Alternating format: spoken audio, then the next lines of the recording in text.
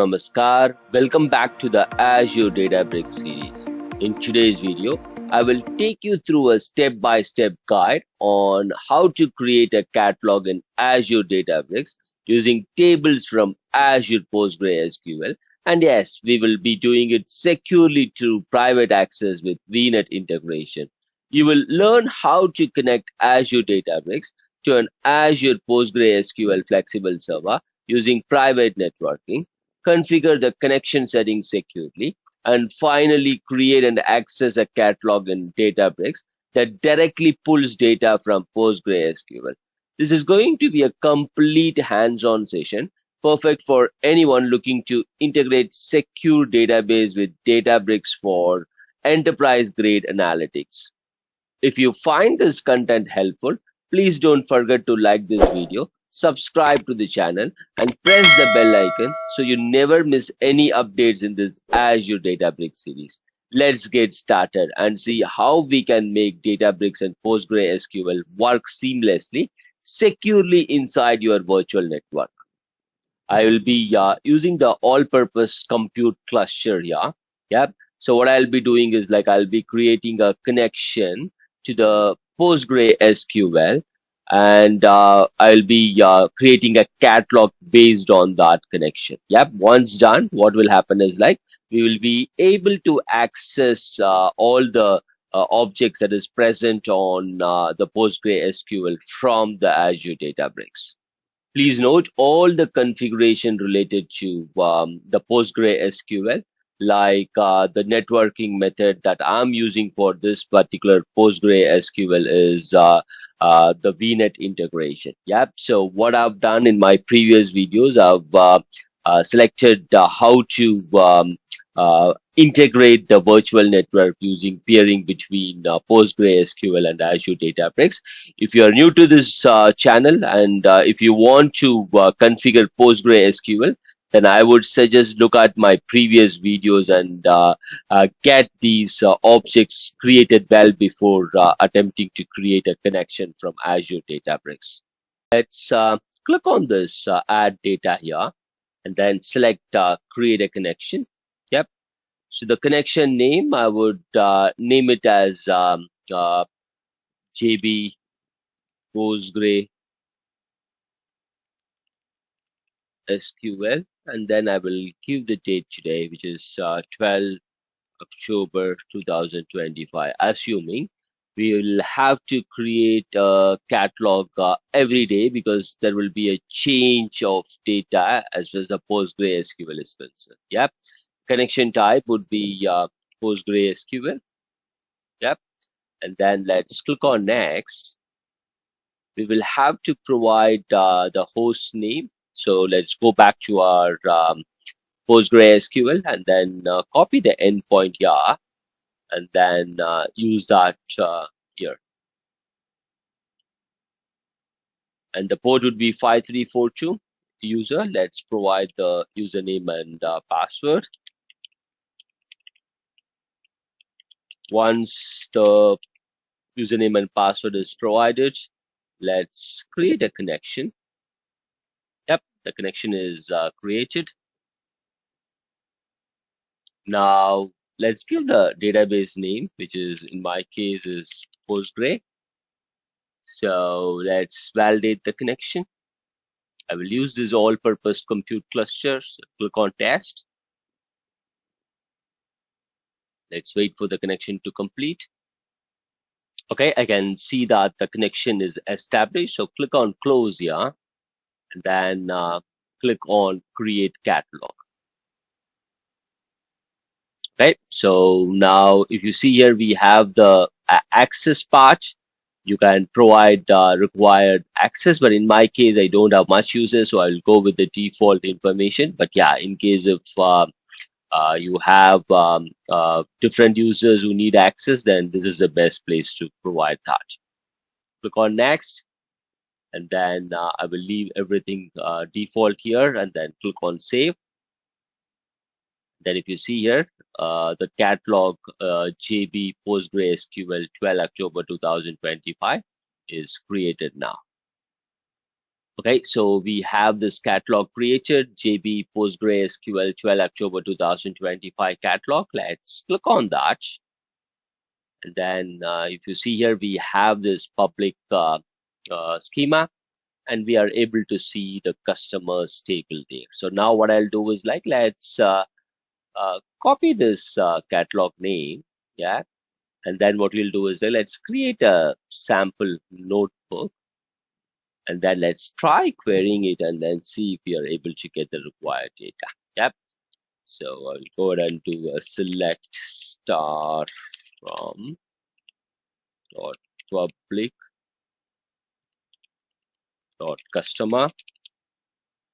And then what I'll do is like, I will try executing it.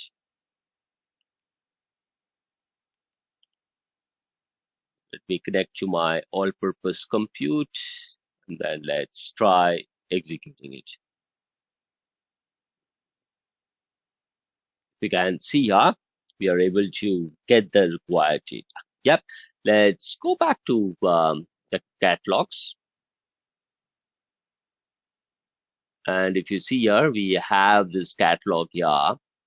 We are able to see the data properly. Now, what I'm going to do is like from my all-purpose compute, I'm going to use a serverless here. Okay. So let's start and check. Okay, now if you see here, we are able to start the serverless, and if you see here, there is an error here. And when you click on this error, it basically tells like your request failed with status bad request. So this is the error we are seeing. Yep, this is because we are connected to the serverless, and if you understand, we have not yet created a private endpoint from the serverless to the PostgreSQL. Yep, so this is the error we are seeing here. Now what I'll do is like, let's go to our um, Databricks list of workspaces and then click on manage account.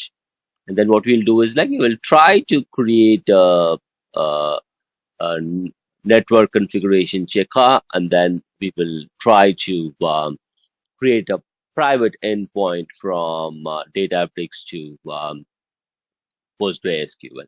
Just one thing to keep in mind, if you look at this particular article, private endpoints can only be configured for servers created after introduction of private link.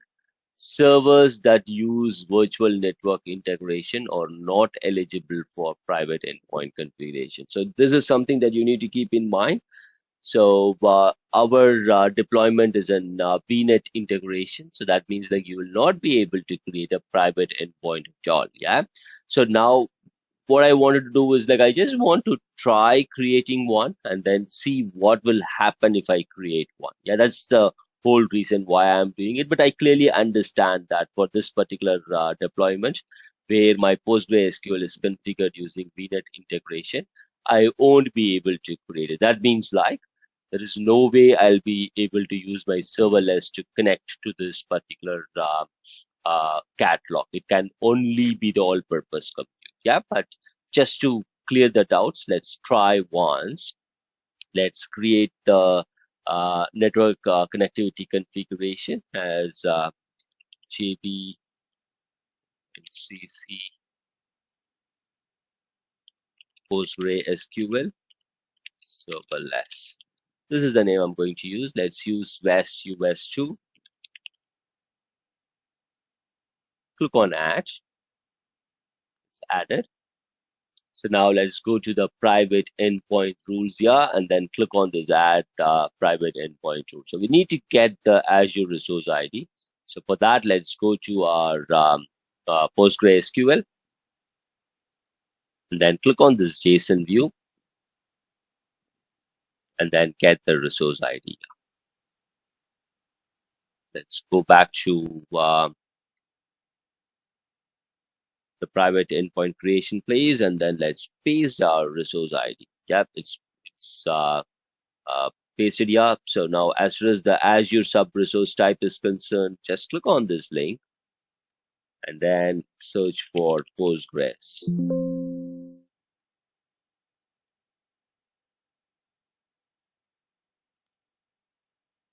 And if you see here, this is the name that you need to use. Just copy that and then put it here. Then click on add, and then you will see an error stating like error occurred when creating private endpoint. This one, yeah, basically clearly tells that the given server, this one, does not support private endpoint. So this is the error that I told, like you won't be able to create it. So it is pretty clear. We are able to see that as well, that we won't be able to create a private endpoint. Yeah. So with this, it's very clear that you won't be able to use your serverless. It can be only the all-purpose compute for this particular deployment. Yeah. As soon as I change it to an all-purpose compute, I'm able to see that. In our next video, what we'll do is like we will use a PostgreSQL with public endpoint that supports private endpoint. Yeah, so we will use that, but we'll make sure like we will disable all the public connectivity and then just use the private endpoint and then try connecting to the PostgreSQL, and we will create a catalog there, and that will ensure like both all-purpose compute and serverless can be used to access that. That's it for this video. Thanks for watching. Have a great day. Jai Hind.